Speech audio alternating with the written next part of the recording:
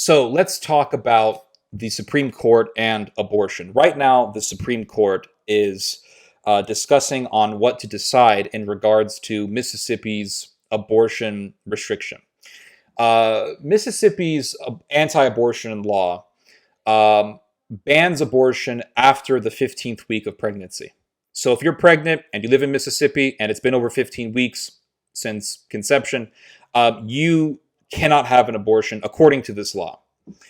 But even though pro-lifers have been cheering this Mississippi legislation, we really have to get to the reality of it and ask ourselves, does it really, by itself, does the Mississippi law by itself reduce the numbers of abortions, the annual numbers of abortions in the United States?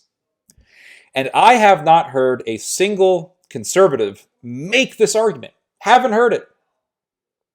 So let's say every single state gets inspired by Mississippi, by a sheer miracle, and they enact the same law that you can't have an abortion after the 15th week.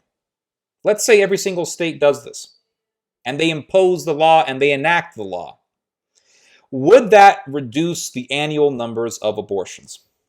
Not really, because over 90% of all abortions in the United States are done within the first 13 weeks of pregnancy. So over 90% of abortions are done before the 15th week. It does not make a difference.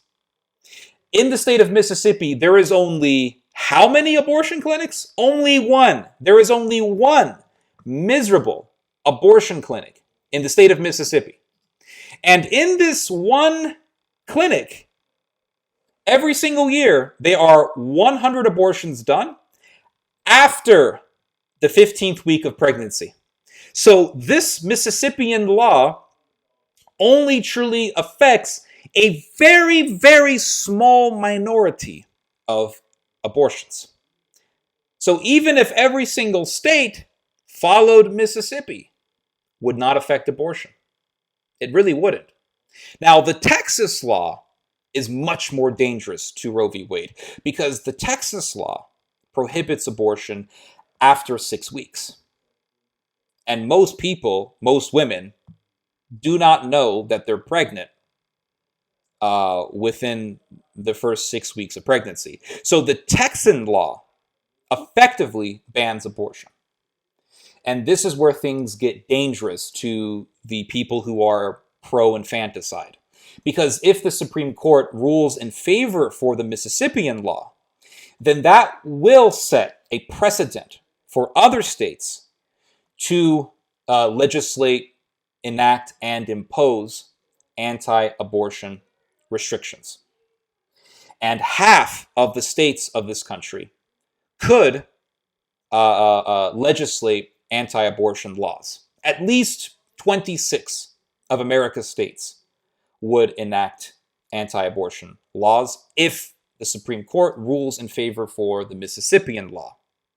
That's what makes this situation, that's what makes this case so dangerous to the pro-choice industry or the infanticide industry. It's not really the Mississippian law unto itself. It's the precedent, it's the standard that it sets. So I think what this is really going to come down to is states' rights.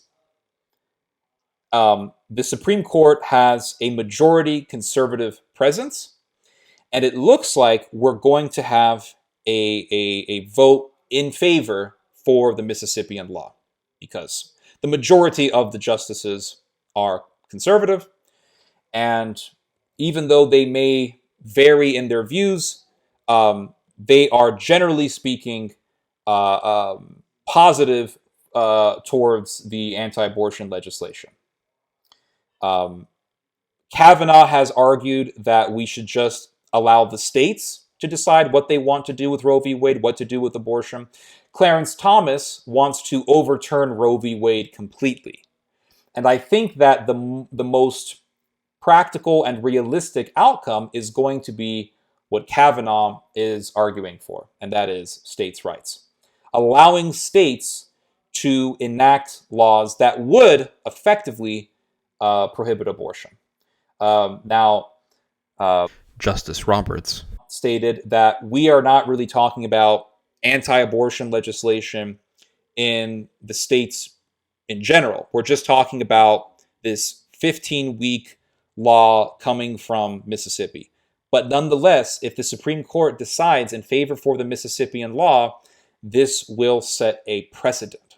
Now, what the conservatives have done is they have found a loophole against Roe v. Wade.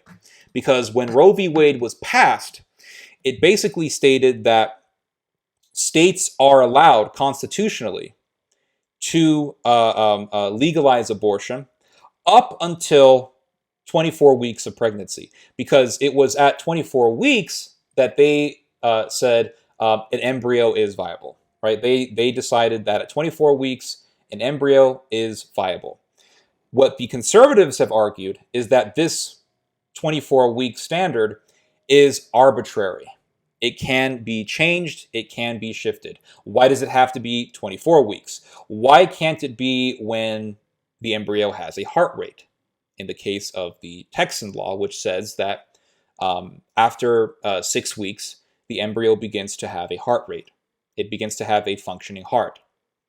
So because it's arbitrary, then it can be shifted. Instead of 24 weeks, which is what Roe v. Wade established, make it 6 weeks before women even know that they're pregnant, effectively banning abortion. There was a really interesting part of the current discussion in the Supreme Court. So the Solicitor General of the United States, Elizabeth Proliger, she argued against being in favor for the Mississippian law. And she said, well, Mississippi needs to bring forth an alternative argument against Roe v. Wade, and it hasn't done that. And Samuel Alito, who is one of the conservative justices, he said, wait a second, this is complete nonsense. What do you mean Mississippi has to bring an alternative argument against Roe v. Wade?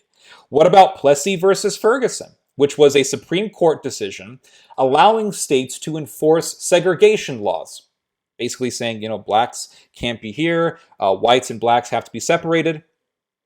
That's what Plessy versus Ferguson established. What about Plessy versus Ferguson? And this is what Alito argued. Would we have to make an alternative argument against Plessy versus Ferguson in order to overturn it? No. We can simply argue that Plessy versus Ferguson was unjust, that it was immoral, and we can overturn it on an argument of principle and morality. So you're full of crap, Proliger, for even making that argument. Would you make that same argument against Plessy versus Ferguson? No, you wouldn't. So why are you making it in regards to Roe v. Wade? And Samuel Alito really made an excellent argument, an excellent point. Because the argumentation that is being utilized against the conservative position is it's called stare decisis. This is a Latin term that means something like that which has been decided. Something that's been established, something that has been decided.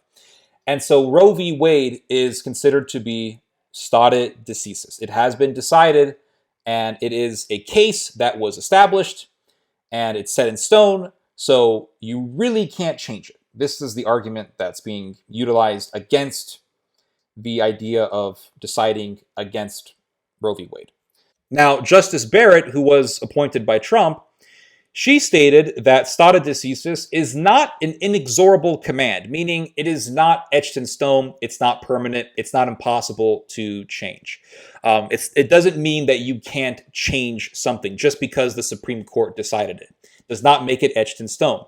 If that were the case, then we should have segregation and we should have mandated sterilizations on people who are deemed as genetically unfit. Because the Supreme Court in the past ruled in favor for segregation and ruled in favor for sterilization.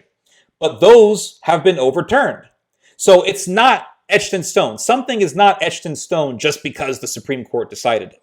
And this is what the conservative justices are arguing.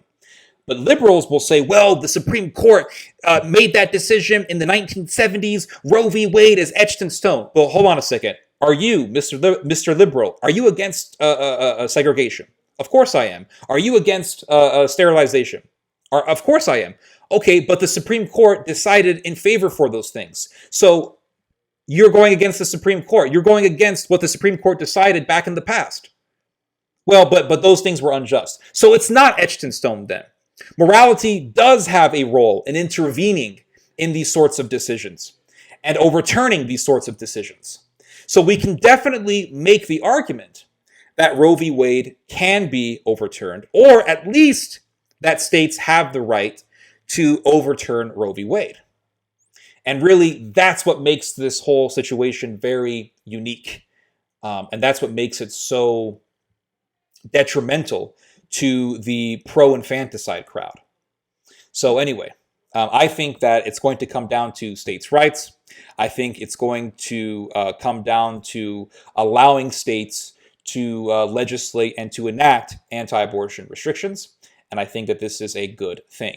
Now, is abortion going to be banned in all states? No, obviously not, because there are enough Americans who are pro-abortion to the point where it'll be impossible to ban abortions in all states.